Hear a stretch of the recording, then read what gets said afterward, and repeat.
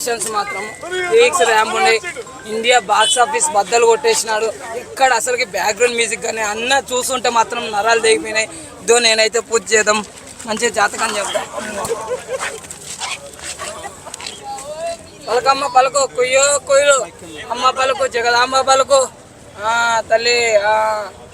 అన్న మొత్తం మన టాలీవుడ్ మన భారతదేశం మొత్తము మన ప్రభాస్ అన్న వెళ్తాడంట. మొత్తం హైయెస్ట్ క్రాసింగ్ మూవీ కూడా అవుతుంది, మ్యాక్సిమం అవుతుంది అని చెప్తుంది. మీరైతే ఎక్స్పెక్టేషన్స్ పెట్టుకొని రండి, ఎక్స్పెక్టేషన్ పెట్టుకోకుండా రండి. సినిమా అయితే వచ్చి చూడండి. అసలుకి ప్రభాస్ అన్న ఎలివేషన్స్ అయితే ఇంకా మామూలు లేవు. అసలు సెకండ్ హాఫ్ లో ఉంటుంది ఒక ఫైట్ మాత్రం అమ్మకి ఇచ్చిన మాట కానీ చాలా బాగుంది. సినిమా అయితే ఎక్కడ కానీ బోర్ కొట్టలేదు. ఎవడన్నా ట్రోల్ చేసిన నా కొడుకులు మాత్రము ఇంకా వా నేలని ఇంకేం చేయలేము. ఇంకా నేనేం మాటలు చెప్పలేను. అసలుకి రాజమన్నారు దేవ వాళ్ళ ఫ్రెండ్షిప్ గురించి అయితే చాలా చూపించినారు. సెకండ్ హాఫ్ వాళ్ళు ఎందుకు విడిపోయినారు ఏం కథ అనేది లాస్ట్ ఒక కంక్లూజన్ ఉంటుంది.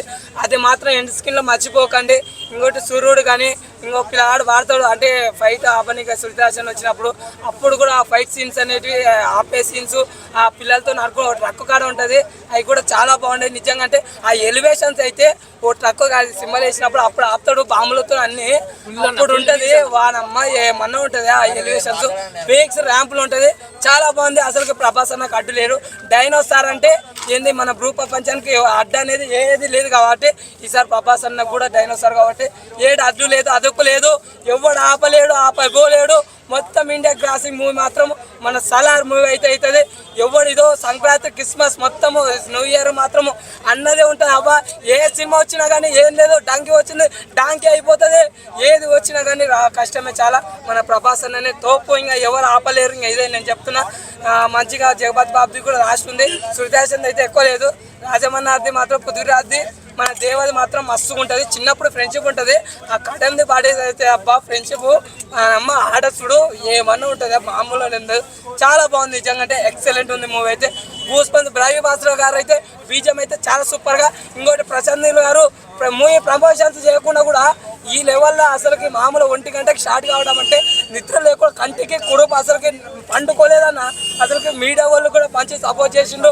ఇంకోటి ఏంటంటే ప్రతి ఒక్కరు కూడా నిద్రపోకుండా సినిమాకు ఉన్నాడంటే జనాలు ఫస్ట్ కూడా తీనమ్మా ఉండదన్నా. అది సలార్ మూవీకి ఉన్నాడంటే లెక్క వేసుకోడు. ఎక్కడ పోయి అన్ని గంటలకుంటే కూడా టికెట్లు దొరకలేదు. ఒక్కొక్కరు 50 రూపాయల టికెట్ 5,000 పెట్టుకున్నాడు. అసలు మామూలు విషయం కాదు.